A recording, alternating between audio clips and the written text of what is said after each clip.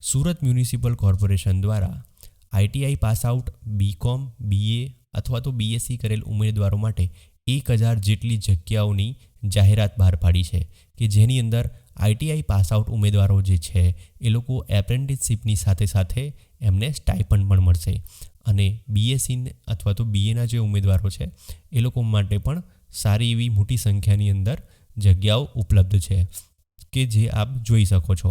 તો મિત્રો, આવી અલગ અલગ પ્રકારની 13 એપ્રેન્ટિસશીપ ટ્રેડ જે છે એની અંદરથી કુલ મળીને ટોટલ 1000 જેટલી સંખ્યા માટેના ઉમેદવારો માટેની જાહેરાત બહાર પાડવામાં આવેલ છે.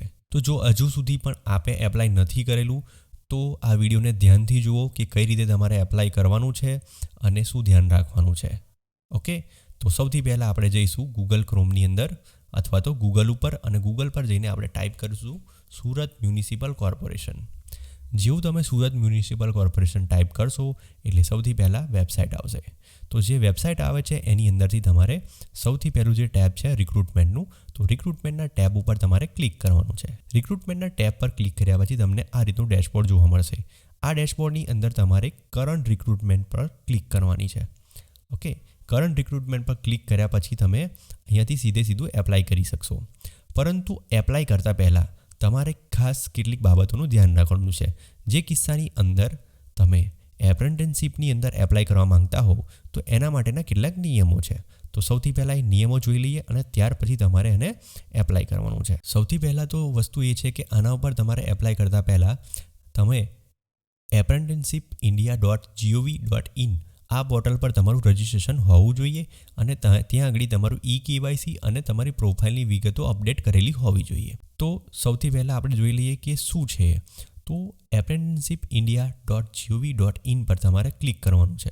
તો આ વેબસાઇટ ઉપર તમે જેવું ક્લિક કરશો એટલે તમને આ રીતની વેબસાઇટ જોવા મળશે. ઓકે, તો apprenticeshipindia.gov.in આ વેબસાઇટ છે, એના પર આવીને તમારે શું કરવાનું છે, રજિસ્ટ્રેશન કરવાનું છે. અહીંયા લાસ્ટમાં જે બટન છે લોગિન અથવા રજિસ્ટ્રેશન, ઓકે, તો ત્યાં આગળ તમારે કેન્ડિડેટ પર ક્લિક કરવાનું છે અને કેન્ડિડેટ પર ક્લિક કર્યા પછી તમારે અહીંથી લોગિન એઝ એ કેન્ડિડેટ અથવા તો જો પહેલેથી લોગિન કરેલું હોય તો, અને જો તમે પ્રથમ વખત રજિસ્ટ્રેશન કરી રહ્યા છો તો રજિસ્ટર એઝ અ કેન્ડિડેટ પર સિલેક્ટ કરવાનું. ત્યાર પછી તમારે અહીંથી મોબાઈલ નંબર, ઈમેલ એડ્રેસ અને કન્ફર્મ ઈમેલ એડ્રેસ કરશો અને અહીંયા નીચે જે કેપ્ચા કોડ છે એ નાખશો એટલે તમે રજિસ્ટ્રેશન કરી શકશો. હવે એની ડિટેલ ગાઈડલાઈન તમારે જોવી હોય તો તમને અહીંથી જોવા મળશે કે ગેટ સ્ટાર્ટેડ જે લખ્યું છે એના પર આવીને કેન્ડિડેટ યુઝર મેન્યુ પર ક્લિક કરવાનું. જેવું આના પર તમે ક્લિક કરશો એટલે બાજુમાં તમારું એક PDF ડાઉનલોડ થશે. તો PDF ડાઉનલોડ થઈ જાય એની અંદર તમે જોઈ શકશો કે અલગ અલગ સ્ટેપ આની અંદર આપેલા છે કે કઈ રીતે તમારે આની અંદર રજિસ્ટ્રેશન કરવાનું છે. તો જેવું તમે કેન્ડિડેટ માટેનું જે રજિસ્ટ્રેશન છે એ રજિસ્ટ્રેશન ફોર્મ તમે આ રીતે ભરશો એટલે તમને એક નંબર આપવામાં આવશે કે જે એથી સ્ટાર્ટ થાય છે. ઓકે, A00 આમ કરીને કુલ 13 આંકડાનો આ નંબર જનરેટ થાય છે. આ નંબર જે જનરેટ થાય છે એનાથી તમારે ફરીથી લોગિન કરી લેવાનું અને એના પર જઈને એક્ટિવેટ કરવાનું. તો એપ્રેન્ટિસશીપ પોર્ટલ જે છે એના પર જઈને તમારે આને એક્ટિવેટ કરવાનું હોય છે. ઓકે, તો જેમ જેમ તમે આગળ સ્ટેપ કરતા જશો આની અંદર લખેલા છે એ મુજબ એ પ્રમાણે તમે આગળ પહોંચતા જશો. તો એક વખત આવ્યા પછી તમારી જે કમ્પ્લીટ પ્રોફાઇલ છે apprenticeshipindia.gov.in પરની જે વેબસાઇટ છે એના પર તમારે પ્રોફાઇલ આખી કમ્પ્લીટ કરવાની રહેશે. આ પ્રોફાઇલ કમ્પ્લીટ થઈ ગયા પછી તમારે એને ડાઉનલોડ કરી લેવાની અથવા તો પ્રિન્ટ કાઢી લેવાની. ઓકે, આ પ્રિન્ટ કાઢ્યા પછી તમારે શું કરવાનું છે, એને સાથે રાખવાની છે. હવે આની અંદર તમારે KYCની અંદર કયા ડોક્યુમેન્ટ્સ આપવાના છે, તો ડેટ ઓફ બર્થનું પ્રૂફ આપવાનું છે, આઈડી પ્રૂફ આપવાનું છે અને document proof. Okay, ID proof તમે જે બી સિલેક્ટ કરશો એનું ડોક્યુમેન્ટ તમારે સિલેક્ટ કરીને અપલોડ કરવાનું છે. એટલે તમારા ડોક્યુમેન્ટ અપલોડ થઈ જશે એટલે તમારું એક પ્રોફાઇલ ક્રિએટ થઈ જશે. ઓકે, પ્રોફાઇલ ક્રિએટ થયા પછી તમારે આવી જવાનું છે સુરત મ્યુનિસિપલ કોર્પોરેશનની આ વેબસાઇટ ઉપર. ઓકે, કે જ્યાં આગળ તમને એપ્લાય કરવાનું બટન આવે છે. તો આ જે જાહેરાત છે અને એના નિયમો છે એ અહીંયા નીચે છે, તો તમારે બધા વાંચી લેવાના અને ત્યાર પછી ભરવાનું. તો સૌથી પહેલું મહત્ત્વનું હતું કે apprenticeindia.gov.in પોર્ટલ પર તમારે રજિસ્ટ્રેશન કરવાનું છે અને પ્રોફાઇલ અપડેટ કરવાની છે. એ થઈ ગયા પછી તમારે આવવાનું છે સુરત municipal.gov.in પર. એટલે આ જે PDF પર તમે ક્લિક કરશો તો પણ તમને આ વેબસાઇટ આવશે અને જો વેબસાઇટ પર આવી ગયા હોય અને તમને કંઈક આ રીતની સ્ક્રીન દેખાતી હોય તો એપ્લાય નાઉ પર ક્લિક કરી દેવાનું. ઓકે, એપ્લાય નાઉ પર જેવું તમે ક્લિક કરશો એટલે જેટલી બી જાહેરાતો હતી અહીંયા, બરાબર, આ જેટલી બી જાહેરાતો હતી એ બધા માટેનું તમને એપ્લાય કરવા માટેના અહીંયા બટનો આપેલા છે. તો જે 13 જગ્યાઓ છે એ 13 જગ્યાઓની અંદરથી તમે કોઈપણ જગ્યા પર એપ્લાય કરી શકો છો. બીજી વસ્તુ એ છે કે એક કરતાં વધારે પર એપ્લાય તમારે કરવું હોય તો એક પછી એક તમારે એપ્લાય બટન પર ક્લિક કરીને આગળના ફોર્મ ભરતા જવા પડશે. ઓકે, તો સૌથી પહેલાં આપણે જોઈએ કે ચલો એક એક્ઝામ્પલ લઈએ કે કઈ રીતે એપ્લાય નાવ પર ક્લિક કરીને તમે ભરતી પ્રક્રિયામાં ભાગ લઈ શકશો. તો એપ્લાય નાવ બટન જે છે એના પર તમારે ક્લિક કરવાનું.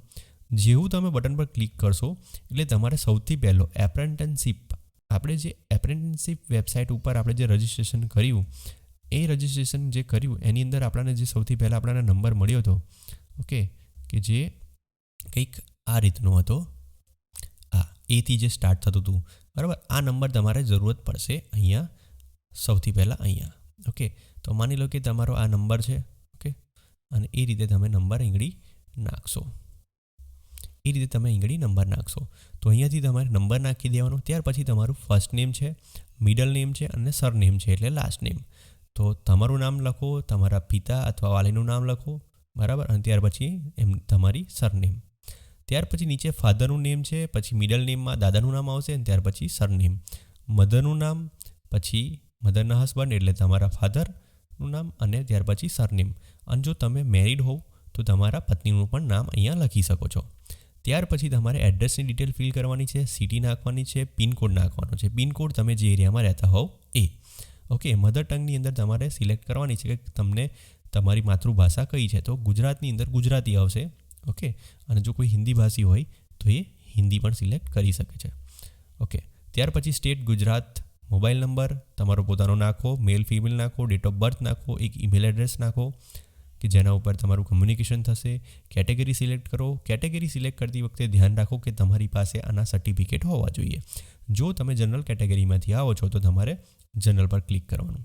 ઓકે, અને જો કોઈ કેટેગરીમાં આવો છો તો તમે કેટેગરી સિલેક્ટ કરી શકો છો. ઓકે, તો આટલું સિલેક્ટ કર્યા પછી તમારે આવવાનું છે બેંકની ડિટેલ્સમાં. તો બેંકની અંદર તમે જે બેંકનું તમારી પાસે એકાઉન્ટ હોય એ એકાઉન્ટ સિલેક્ટ કરો, એકાઉન્ટ નંબર નાખો, આઈએફએસસી કોડ નાખો, બ્રાન્ચ નેમ નાખો એટલે તમારી ડિટેલ્સ આગળ ફિલઅપ થશે. એજ્યુકેશનની અંદર મિત્રો તમે આગળ જ્યારે સિલેક્ટ કરો છો ત્યારે તમે સૌથી પહેલાં શાનામાં એપ્લાય કર્યું હતું એ ધ્યાન રાખવાનું છે. તો આપણે એક્ઝામ્પલ જોઈએ છે વાયરમેન અથવા ઇલેક્ટ્રિશિયનનું. તો અહીંયાથી તમારે પહેલાં સિલેક્ટ કરી લેવાનું આઈટીઆઈ વાયરમેન અથવા તો આઈટીઆઈ ઇલેક્ટ્રિશિયન. તો જેવું તમે અહીં સિલેક્ટ કરશો તો તમને આગળ નીચે એક્ઝામિનેશન સિલેક્ટ કરવા દેશે. એટલે આ બેમાંથી તમે જેમાં પણ એક્ઝામિનેશન કર્યું હોય, સર્ટિફિકેશન કર્યું હોય આઈટીઆઈનું, એ તમારે સિલેક્ટ કરવાનું. એના ડિગ્રી કઈ હતી એ સિલેક્ટ કરવાની. અને ત્યાર પછી ઇન્સ્ટિટ્યુશન નેમ એટલે તમે જે ઇન્સ્ટિટ્યુશનમાંથી આઈટીઆઈ પાસ આઉટ કર્યું હોય એનું આખું નામ લખી દેવાનું. ત્યાર પછી પાસિંગ યર અને કેટલા અટેમ્પમાં પાસ કર્યું એ લખો. ઓકે, અને આની ઉપરથી આવતું હોય કે જીસીવીટી અથવા તો એનસીવીટી, આ બેમાંથી જો લાગુ પડતું હોય તો તમારે એને સિલેક્ટ કરવાનું છે. ના લાગુ પડતું હોય તો નોટ એપ્લિકેબલ સિલેક્ટ કરો.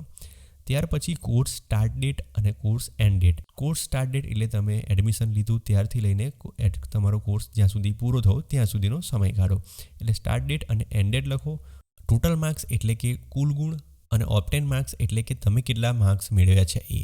તો અહીંયા ખાસ ધ્યાન રાખવાનું છે કે માની લો કે 700 માર્ક્સ ટોટલ થયા હોય, તમારા સર્ટિફિકેટમાં લખેલું જશે 700 માર્ક્સ છે અને એની અંદરથી તમારા માર્ક્સ આવ્યા છે 500 માર્ક્સ, તો તમારે આ રીતે લખવાનું છે અને એ પ્રમાણે તમારા પર્સન્ટેજ ઓટો કેલ્ક્યુલેટ થઈને આગળ આવી જશે.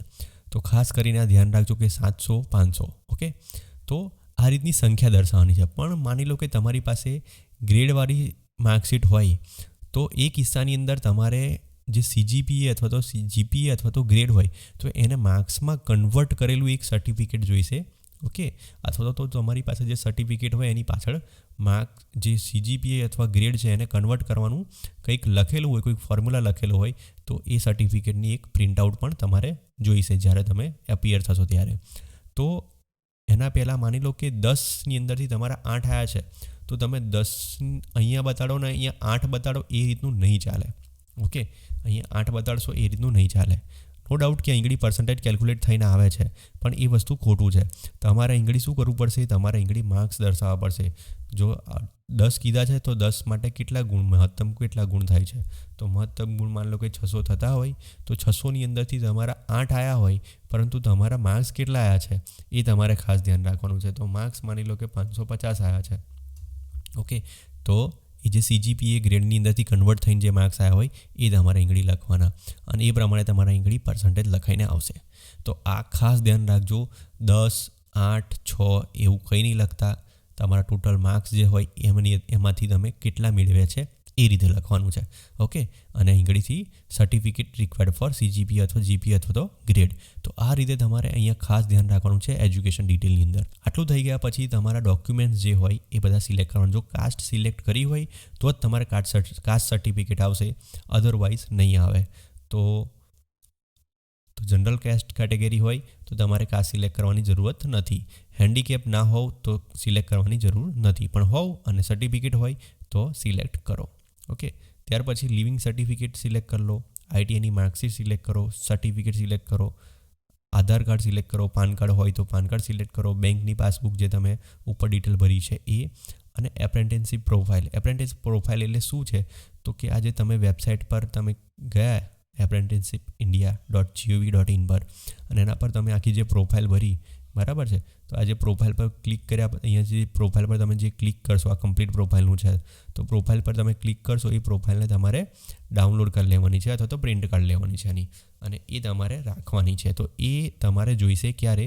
જ્યારે તમે આ ફોર્મ ભરી લો છો ત્યાર પછી, જ્યારે ગમે ત્યારે તમારે રૂબરૂ ઇન્ટરવ્યૂ માટે જવાનું થશે ત્યારે તમારે એપ્રેન્ટિસશીપ પ્રોફાઇલની જરૂરત પડશે. તો આ ટિક કરી લેવાનું, એટલે તમારી પાસે છે એ વસ્તુ. અને ત્યાર પછી આ હિયર બાય ડિક્લેર, અને ત્યાર પછી તમારે આગળ જવા દેવાનું છે. ઓકે મિત્રો, તો આ રીતે તમે એપ્રેન્ટિસશીપ પર કરી શકશો એપ્લાય. તો જે રીતે આપણે વાયરમેનની અંદર એપ્લાય કર્યું છે એ જ રીતે આપણે એપ્લાય કરી શકીશું બીજા અલગ અલગ ફિલ્ડ જે છે એની અંદર. તો આ રીતે 1 થી 13 જેટલા છે. માની લો કે કોઈ માઇક્રો ફાઇનાન્સ એક્ઝિક્યુટિવ માટે છે તો એમને એપ્લાય કરવું હોય તો શું કરવાનું? તો સેમ ફોર્મ આવી રહ્યું છે. ઓકે, એપ્રેન્ટિસશીપનો નંબર માંગી રહ્યા છે કે જે તમને apprenticeshipindia.gov.in પરથી તમને એ મળી જશે, તમે અહીં રજીસ્ટ્રેશન કરશો એટલે. ઓકે, ITIના સ્ટુડન્ટ હોય તો જ સિલેક્ટ કરવાનું છે, ના હોય તો નથી સિલેક્ટ કરવાનું. ઓકે, જો એ સિલેક્ટ કરો તો તમારો રોલ નંબર સીધો આવી જાય છે અને ડિટેલ્સ તમારી સીધી મળી જાય છે. જો ITIના સ્ટુડન્ટ હોય તો ITI સ્ટુડન્ટ સિલેક્ટ કરીને કરી લેવાનું, અને જો ITIના સ્ટુડન્ટ ના હોવ અને BCom કરેલું હોય, BA કરેલું હોય અથવા BSc કરેલું હોય તો પણ તમે રજિસ્ટ્રેશન અહીંયાથી કરી શકો છો, જેથી કરીને તમારી આખી પ્રોફાઇલ કમ્પ્લીટ થઈ જશે. અને એ પ્રોફાઇલ કમ્પ્લીટ થઈ ગયા પછીનો જે આ નંબર છે, ઓકે, એથી સ્ટાર્ટ થતો જે નંબર છે એ નંબર તમારે અહીંગળી જોઈશે. એટલે તમામ ઉમેદવારો માટે એપ્રેન્ટિસશીપ નંબરની ખાસ જરૂરિયાત છે, બરાબર. એટલે તમે આના પર આવીને તમારે લઈ લેવાનો એ નંબર, અને એ પ્રમાણે તમે અહીંયા એપ્લાય કરી શકશો. ઓકે, હવે જો બીજી કોઈ ક્વોલિફિકેશન હોય તો તમે અહીંગળથી બીજું એડ પર ક્લિક કરી શકો છો અને બીજી એડ કરી શકો છો. ઓકે, કંઈ પણ પ્રોબ્લેમ હશે તો તમને અહીંગળી બતાવી દેશે કે કહું તમારે ભૂલ છે, તો ભૂલ હોય તો એ સુધારતા જાઓ અને એપ્લાય કરી દો. તો મિત્રો વાત કરીએ પગાર ધોરણની, તો પગાર ધોરણની અંદર તમને સ્ટાઇપેન્ડ મળવાનું છે એ 8,050થી લઈને 9,000 સુધીનું સ્ટાઇપેન્ડ છે. તો જે ઉમેદવારોએ હજુ સુધી ફોર્મ ના ભર્યું હોય એમના માટે ખાસ કે 3/3/2025 રાત્રે 11 કલાક સુધી આ ઓનલાઈન ફોર્મની અરજીઓ ચાલુ રહેશે. તો જે લોકોએ ફોર્મ ભરવાના બાકી છે એ લોકો 3 તારીખ સુધીમાં ફોર્મ ભરી દે, અને જેવા ઉમેદવારો હોય એ ઉમેદવારોને તમે આ વિડીયો જરૂરથી શેર કરો, જેથી કરીને એ લોકો જલ્દીથી જલ્દી આમાં એપ્લાય કરી શકે અને એપ્રેન્ટિસશીપનો લાભ લઈ શકે. ઓકે, તો મળીશું હવે નવા વિડીયોની અંદર એક નવી રિક્રુટમેન્ટ સાથે. ત્યાં સુધી જય હિન્દ, જય ભારત.